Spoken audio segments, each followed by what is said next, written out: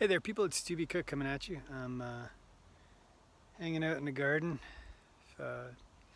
Wine time. They're doing the harvest. Well, actually, the past harvest for the vineyard, and now they're doing the fermentation part, which is really cool because they make this stuff called I can't pronounce it, but it's like borchak.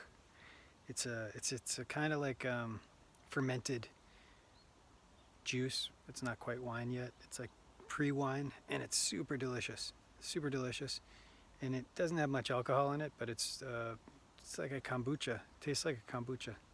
Really tasty, but you can only get it like this very few days while you're doing the wine.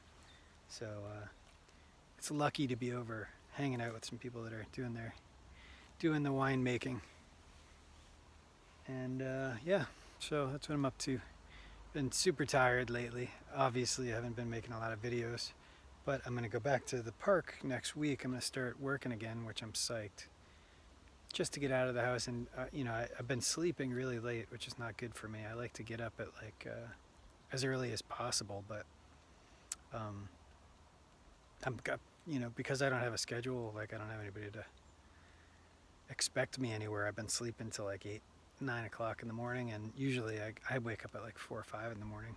Actually, 4:45 to be honest. To get to work, and it's kind of hell at first, but then when you get in that schedule and you get up and you watch the sunrise, and you're just really connected to nature that way. It's a beautiful feeling. It's not for everybody. I mean, I guess in a way it's kind of torture for me even, but it keeps me more grounded and healthier, I think, just to be in the park and walking around the nature all the time. And yeah, I'm excited to go back to work, but it's gonna be hard because with the baby now, it's gonna be a lot harder. Now I don't know how long I'm gonna last at the park. I may be short. We'll see. I like the job, but it doesn't pay very much. And anyway, what's going on in the world?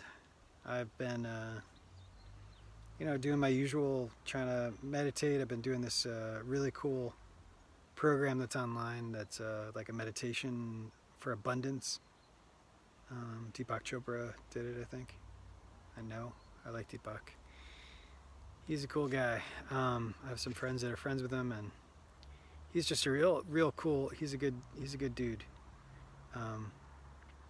And I enjoy listening to his meditation on abundance. I could link it if you want. If you're interested, leave me a comment. It's like 21 days of meditation on a specific thing. I truly believe that you don't have to necessarily meditate if you keep awareness of everything. I think meditation is really good to especially if you're in a kind of a scary or negative place. It's a good place to slow the mind down and kind of recenter. But if you're in a pretty good place, just being present and aware and experiencing the thing that you're going through is the most important thing. I'm at a super lucky time in my life because of the new baby, and just everything is really going really well. And it's easy for me to stay present because I'm like, wow, I'll never get to experience this ever again. First baby and new and all these great things. It's such a pleasure. Life is a miracle. It really is. And a lot of times we're caught up in our head about gains on crypto or the world of politics. It's not important.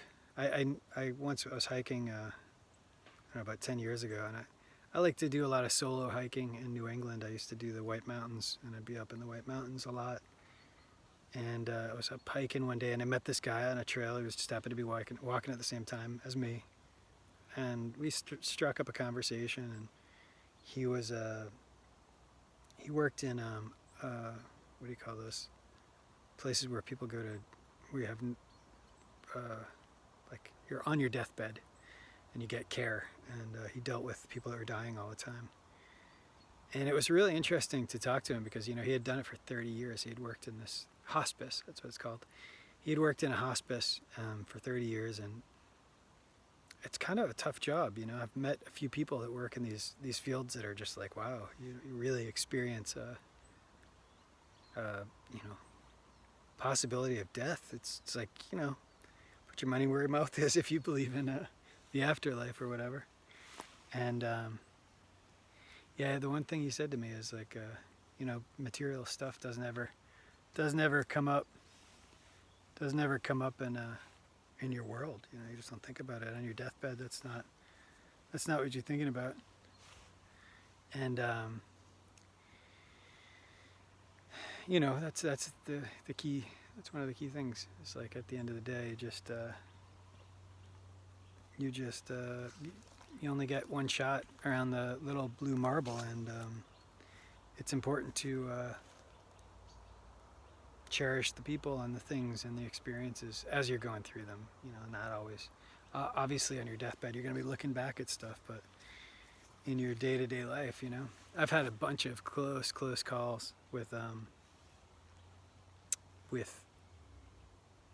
experiencing people who died that were close to me, and experiencing like close to death experiences myself. So it's really put me in a lot of awareness in this mode, even at a very young age.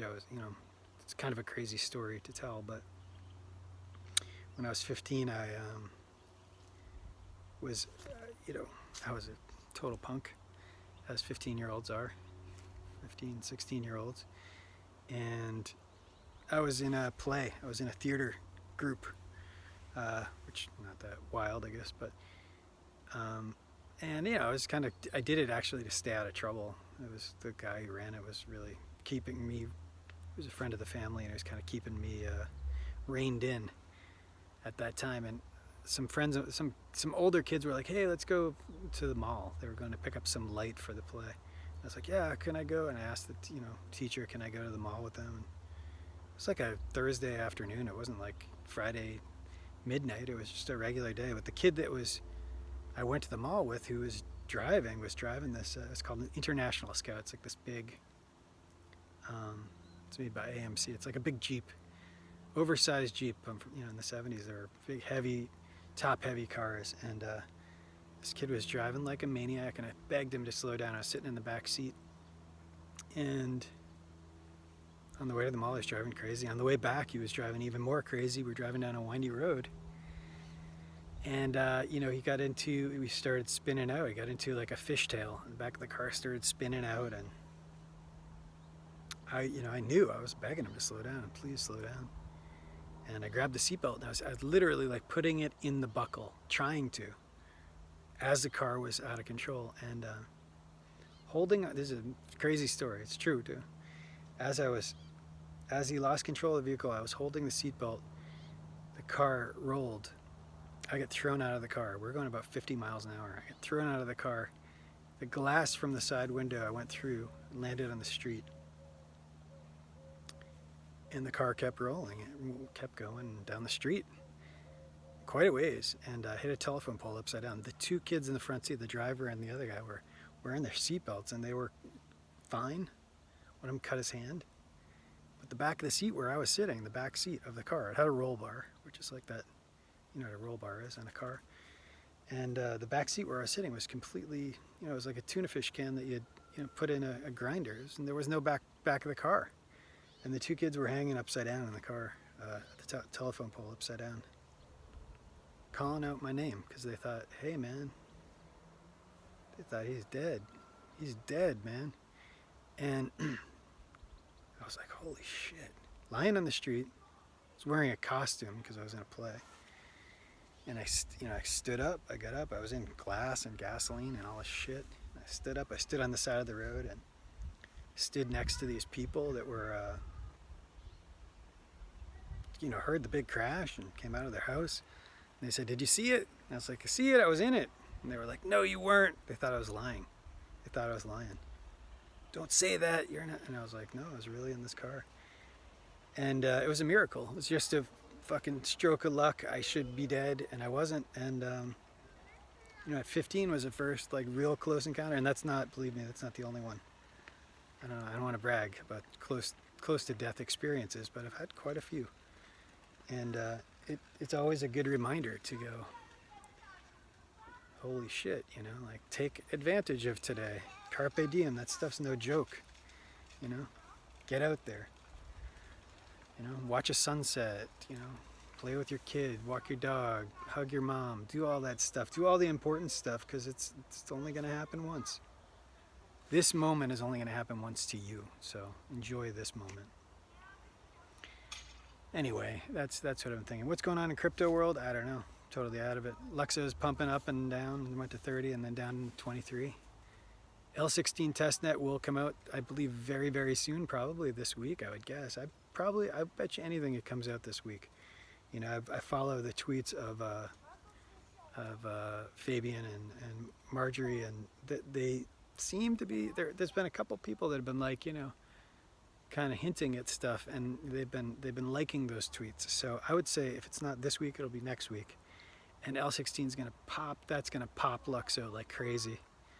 I think, not financial advice.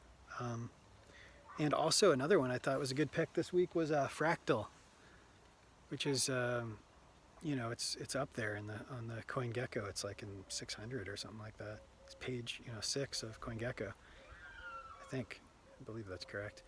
And it's having a mainnet launch this week. Is that right? Mainnet? I don't know. It's having a big something, I think on the 19th, whatever today is. It's in the next couple of days. And I would guess that that's going to pump like crazy for at least a short-term gain if you want to get in and out of something. Again, that's what I'm going to do. What else? I don't know. I've just kind of been looking at crypto gaming. That's something I've been very interested in, crypto gaming. Axie Infinity, all the big ones you already know, but if you know of any that you think are hot, someone was telling me about UFO. I don't know much about it at all. I don't know anything about the developers or anything, but it's called UFO The Truth. That was one I was looking at. And yeah, there's been a bunch of gaming ones that I really want to learn more. It's hard to keep up with things, you know. But I think that's the next trend is gaming. I think NFTs and then gaming and probably virtual